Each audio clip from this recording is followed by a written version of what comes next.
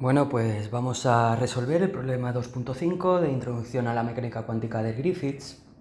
En este problema se nos dice que la partícula empieza con un estado inicial en T0, ¿vale? Que es esto de aquí, T0, que tiene esta forma de aquí.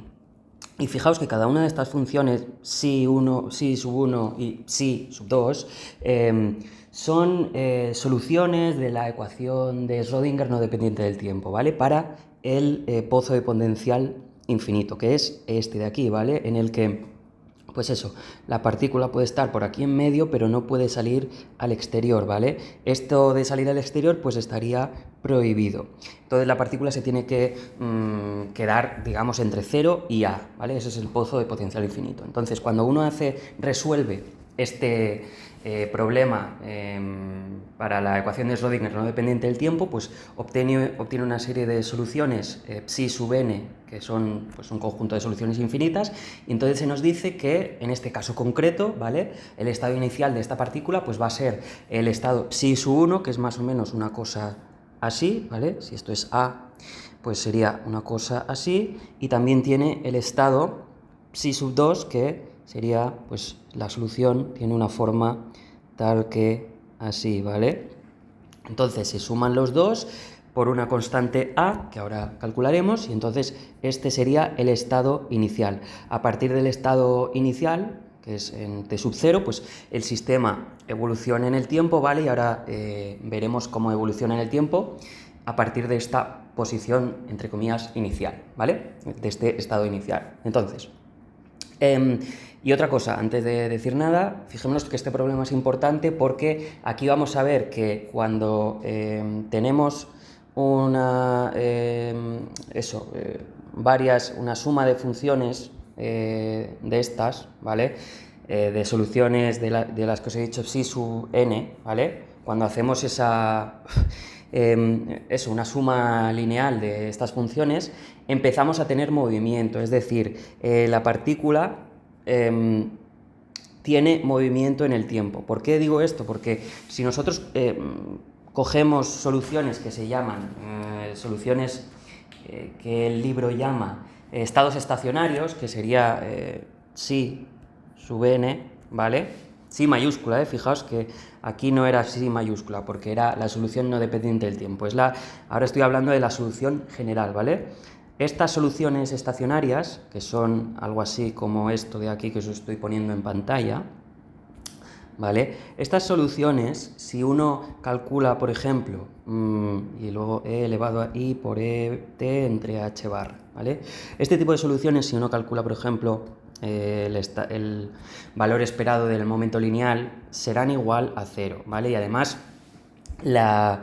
el valor de la probabilidad a lo largo del tiempo, si nosotros hacemos esta derivada con respecto al tiempo, esto va a ser 0, es decir, el valor de la probabilidad a lo largo del tiempo de encontrar la partícula en cada posición es constante, pero cuando nosotros cogemos y usamos varias de estas, yo que sé, psi sub 1 más 2, psi mayúscula sub 2 más psi sub 30, ¿vale? Y esto decimos que es es una solución también del pozo de potencial. Si decimos que la partícula tiene esta forma de su solución, lo que ocurre es que ya empieza a haber modificación en el tiempo, en el sentido de que la partícula tendrá más probabilidades de encontrarse en un sitio que en otro a diferentes tiempos, y también empezaremos a tener momentos lineales diferentes, ¿vale? Por eso es importante este problema, porque aquí ya, como hacemos el cálculo de el estado inicial es esto, ya tenemos que se nos da un estado en el que es combinación lineal de soluciones que sí que son estacionarias en el tiempo, pero cuando las combinamos linealmente, pues ya obtenemos movimiento a lo largo del tiempo, y ahora lo veremos. En este caso será movimiento oscilatorio, ¿vale? Pero ahora lo veremos. Entonces, lo primero que se nos pide es calcular la normalización, ¿vale? Del estado que se nos da, normalización. Para ello, lo que tenemos que hacer es calcular a. ¿Cómo lo hacemos? Pues simplemente tenemos que tener en cuenta primero que la integral de menos infinito a infinito de el estado inicial, ¿vale? Del cuadrado, del valor absoluto del estado inicial al cuadrado, ¿vale?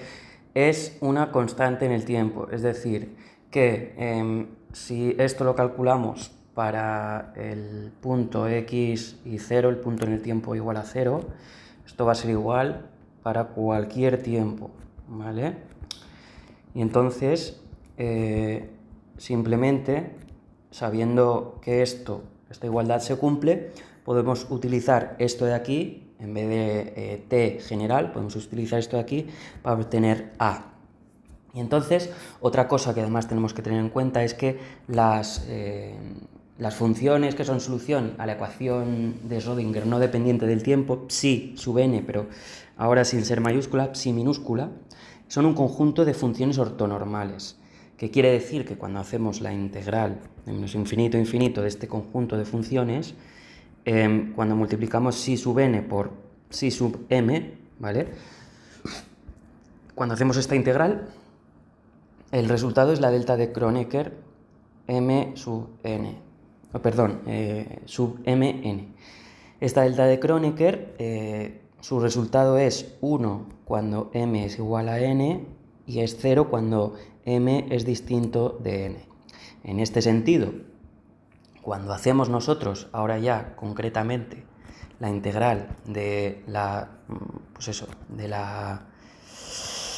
del estado inicial que se nos da en el problema, cuando hacemos esto, obtenemos que hay que hacer la integral desde 0 hasta a de psi mayúscula conjugada por psi normal, y esto es simplemente, que se me va, la integral de 0 a a de a al cuadrado por el psi, o sea, el conjunto de las dos funciones conjugadas, ¿vale? Por las funciones sin conjugar, ¿vale? Porque esto es esto de aquí y esto es esto de aquí. Bien. Y ahora hacemos la multiplicación y se obtiene lo siguiente.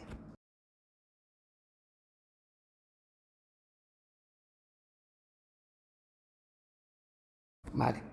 Y entonces, utilizando la ortogonalidad de las funciones, ¿vale? Esto de aquí, la delta de Kronecker, obtenemos que esto es igual a 1, que esto es igual a 0, que esto es igual a 0 porque 2 es distinto de 1, aquí 1 distinto de 2, aquí es 1 porque 1 es igual a 1 y me he colado una cosa que es simplemente que esto es un 2, ¿vale? No es 1, 1.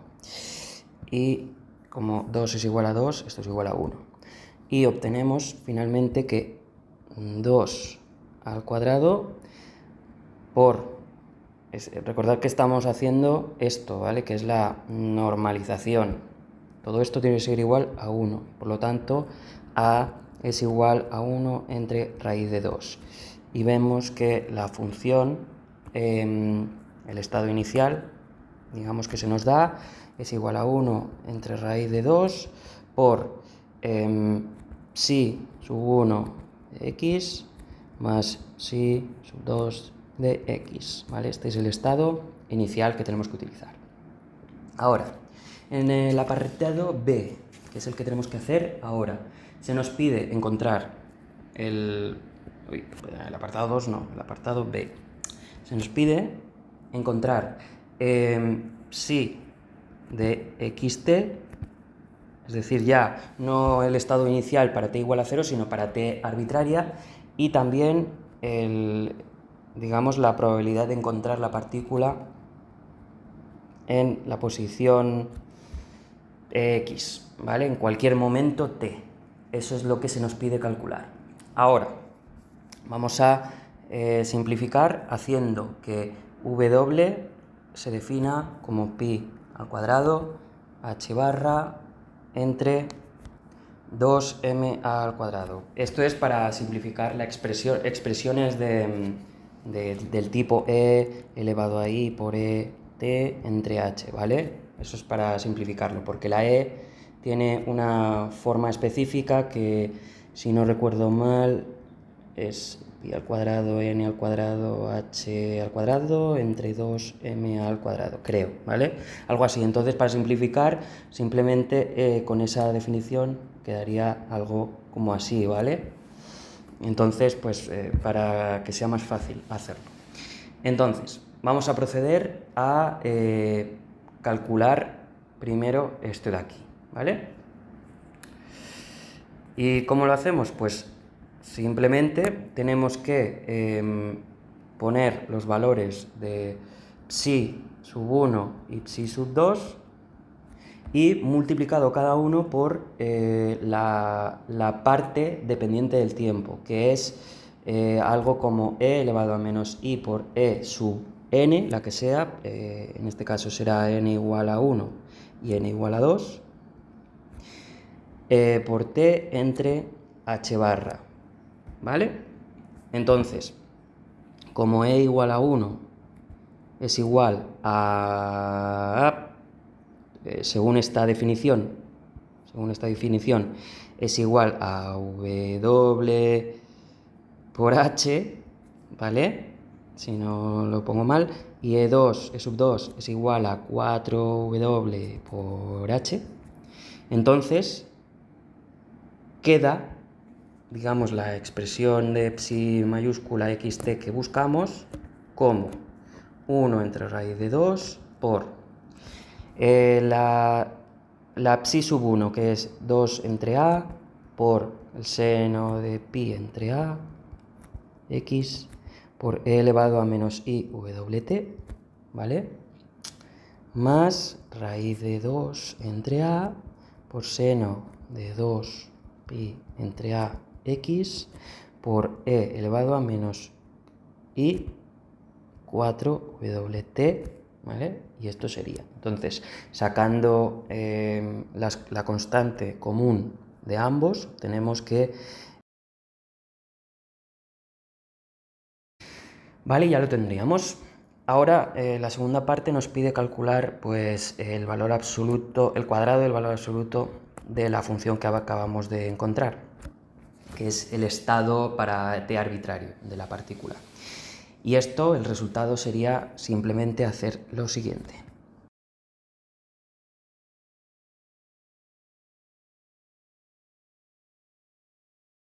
Esto, fijaos que no es otra cosa que, por si no se ha entendido, lo que se ha hecho es simplemente la conjugada de la función de onda que se ha obtenido antes por la función de onda que se ha obtenido antes, ¿vale? Y sería esto de aquí y esto de aquí, ¿vale? Entonces ahora vamos a realizar la multiplicación.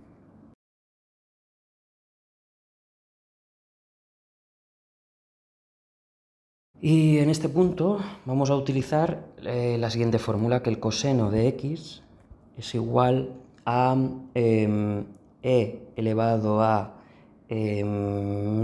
ix más e elevado a menos ix entre 2, ¿vale? Lo vamos a utilizar para representar eso como un coseno, que es lo que se nos pide en el enunciado. Entonces, finalmente tenemos que el valor absoluto al cuadrado de la función de onda que hemos obtenido sería simplemente esto de aquí.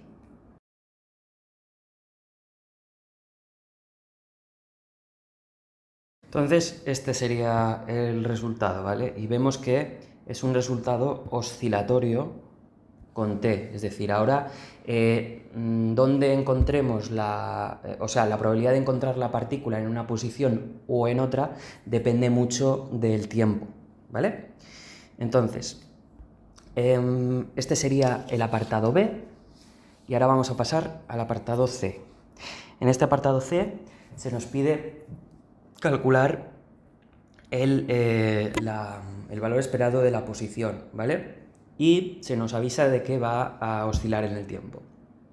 Entonces vamos a hacer el cálculo, que sería simplemente hacer la integral desde de 0 hasta a de la conjugada de la función de onda, ¿vale? Por x, por la función de onda sin conjugar, ¿vale? Y entonces simplemente hay que hacer esta integral y vamos a ver lo que da. Vamos a pasarla rápida para que lo veáis. Y quien quiera pues puede parar el vídeo o ponerlo más despacio.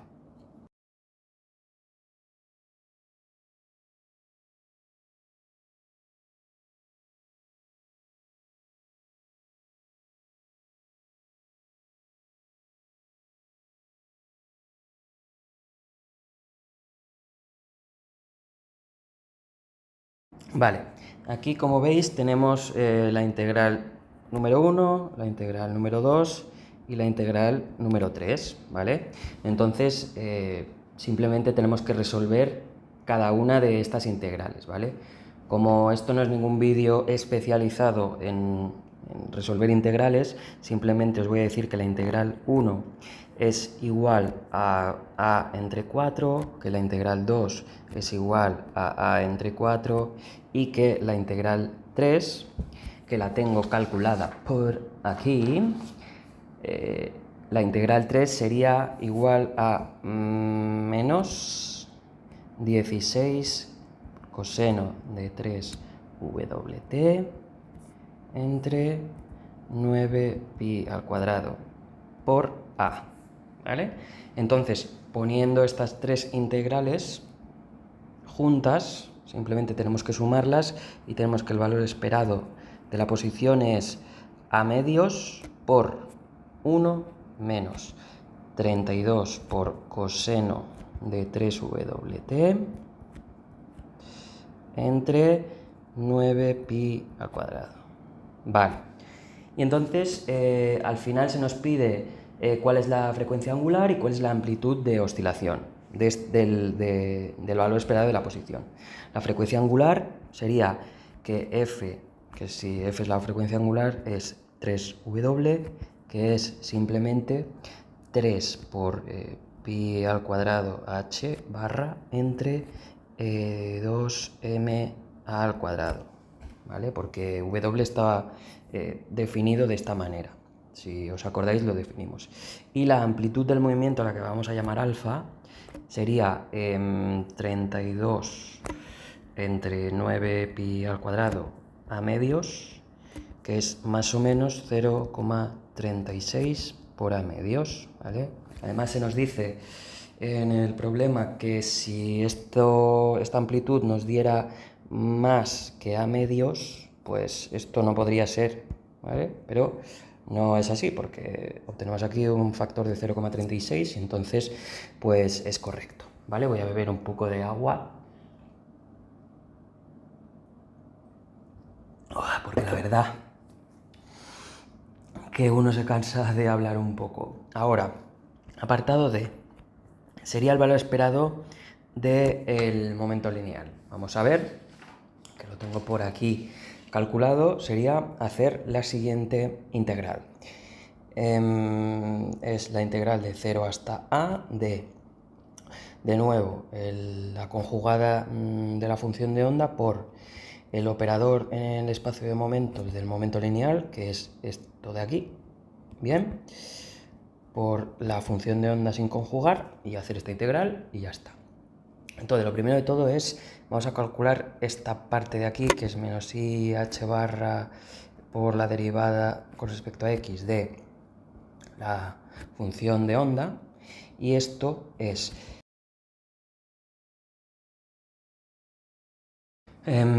si hacemos esta derivada obtenemos lo siguiente.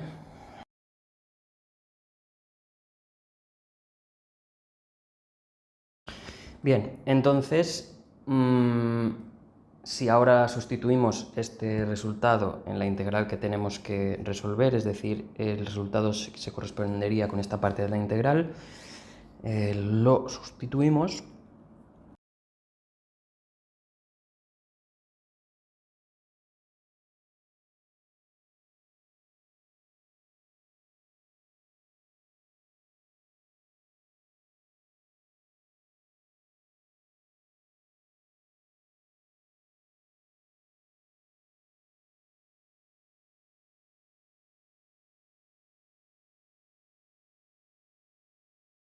Vale, entonces tenemos que calcular 4 integrales, ¿vale?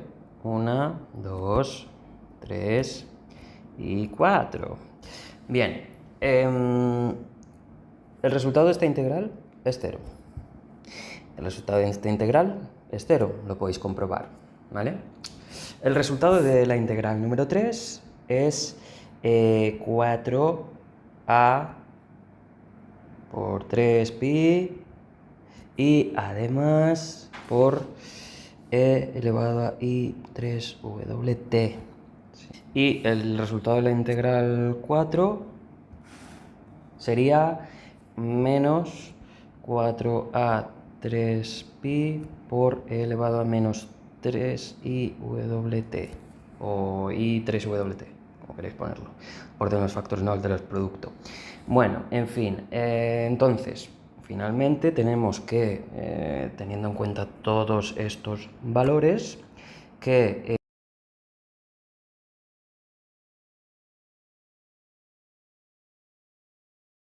entonces, ahora hay que tener en cuenta una cosa, y la cosa es la siguiente, que seno de x es igual a e elevado a ix menos e elevado a menos ix entre, fijaos qué raro, 2i, ¿vale?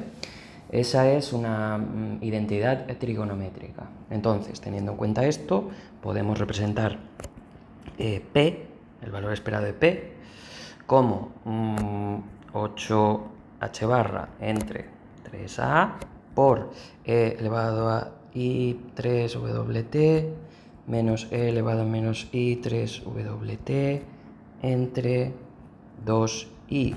Bien, y esto tiene esta forma y por lo tanto el valor esperado de esto es 8h barra entre 3a por seno de 3wt. Bien, este sería el resultado de P, ¿vale? El valor esperado de la cantidad del movimiento. Entonces, siguiendo con esto, siguiendo con el problema, el apartado E nos pide varias cosas. Nos pide que si midiéramos la energía de la partícula, qué valores podríamos obtener, ¿vale? Y qué probabilidad tiene cada uno de ellos. Entonces, lo primero que tenemos que hacer es representar la función de onda que obtuvimos, ¿vale? En el apartado B, creo que era, de la siguiente manera: 1 entre raíz de 2, que era a, si os acordáis, por la solución de la función de onda para la ecuación de Schrödinger no dependiente del tiempo, por la parte dependiente del tiempo, que sería menos i por e sub 1 t entre h barra. Luego más 1 entre raíz de 2 por esto de aquí, por e elevado a menos i, e 2t entre h bar. Entonces, al medir la energía de la partícula y al tener la función de onda dos estados estacionarios, que son tanto este de aquí, que es psi su mayúscula sub 1, y esto de aquí, que es psi mayúscula sub 2, al tener esos dos estados estacionarios, las energías que se pueden medir son E1, E sub 1 y E sub 2, y ninguna otra más, ¿vale? Entonces, la probabilidad de medir cada una viene dada por C sub n, el valor absoluto de C sub n al cuadrado. ¿Y qué es el valor absoluto de C sub n? Que simplemente el estado general se va a poder representar como suma de, ¿cómo se llaman?, de estados estacionarios, es decir, la suma de desde n igual a 1 hasta infinito de C sub n por estados estacionarios, ¿vale? Que es psi sub n de xt. Que aquí tenemos 2 solo. Entonces, por lo tanto, tenemos que para n igual a 1, c sub n es 1 entre raíz de 2, y también para c sub 2 su valor es 1 entre raíz de 2, porque lo vemos aquí, que son las constantes que le acompañan a cada uno de los estados estacionarios, y para el resto son 0. Por lo tanto, la probabilidad de medir E sub 1 va a ser igual a la probabilidad de medir E sub 1 va a ser igual a C sub 1 al cuadrado que es 1/2, y la probabilidad de medir E sub 2 será C sub 2 al cuadrado, que es 1/2, y el resto, ¿vale? De probabilidades, el resto van a ser 0, siempre que n no sea ni 1 ni 2, ¿vale? Esas son las probabilidades. Y entonces, el valor esperado de h, que es el valor esperado al medir la energía, ¿cuál es? Pues esto tiene una fórmula muy sencilla, que es la suma desde n igual a 1 hasta infinito de c sub n al cuadrado por la energía. Y entonces, utilizando los valores del problema, obtenemos que el valor esperado de la energía es E sub 1 más E sub 2 entre 2, ¿vale? Y ya habríamos terminado con el problema, así que muchas gracias y hasta pronto. Este ha sido un poco largo, pero bueno, al final lo hemos conseguido. Un abrazo a todos.